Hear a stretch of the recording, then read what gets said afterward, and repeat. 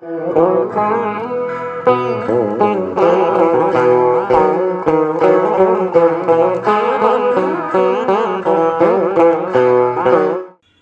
వియోగంతో సీతమ్మ తల్లి ఉన్న వాల్మీకి ఆశ్రమం ఎక్కడ ఉందో మీకు తెలుసా? అలనాటి రామాయణ కాలం నాటి వాల్మీకి ఆశ్రమం ఇప్పటికీ ఆనాటి ఆనవాళ్లతో అలరారుతూ ఉంది. లవకుశలు జన్మించింది కూడా అక్కడే. వాల్మీకి రామాయణాన్ని రాసింది కూడా అక్కడే. అలాంటి వాల్మీకి ఆశ్రమం భారత్ నేపాల్ సరిహద్దుల్లో ఉంది. ఆశ్రమానికి చేరుకోవాలంటే అరణ్యాలు, నదులు దాటి ప్రయాణించాల్సి ఉన్నా ఇప్పటికీ వేలాది మంది భక్తులు తరచుగా వాల్మీకి ఆశ్రమాన్ని దర్శించి అలనాటి ఆనవాళ్లను చూసి పులకరించిపోతూ ఉంటారు. భక్తి పరవశంలో తేలిపోతూ ఉంటారు.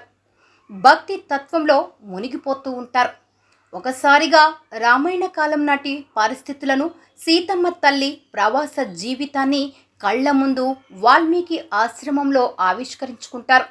ఈ వాల్మీకి ఆశ్రమం నేపాల్లోని చిత్వాన్ జిల్లాలో ఉంది. ఇది తమసా, సోనా మరియు సప్తగండికి నదులు కలిసే త్రివేణి సంగమం దగ్గరలో ఉంది. ఇక్కడ రాముడు, సీత, వాల్మీకి దేవాలయాలను కట్టారు. శ్రీరామనవమి నాడు కూడా ఇక్కడ చాలా వేడుకగా జరుపుకుంటారు.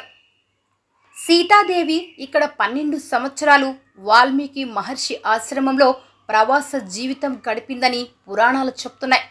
లవకుశలు యుద్ధ విద్యలు, విలువిద్యలు కూడా నేర్చుకునింది ఇక్కడే. వేదాభ్యాసం చేసింది కూడా ఇక్కడే. శ్రీరాముడు అశ్వమేధ యాగం చేసి వదిలిన అశ్వాన్ని నిలువరించి తల్లి, తండ్రి సమాగమనానికి కారణమైన ప్రాంతం.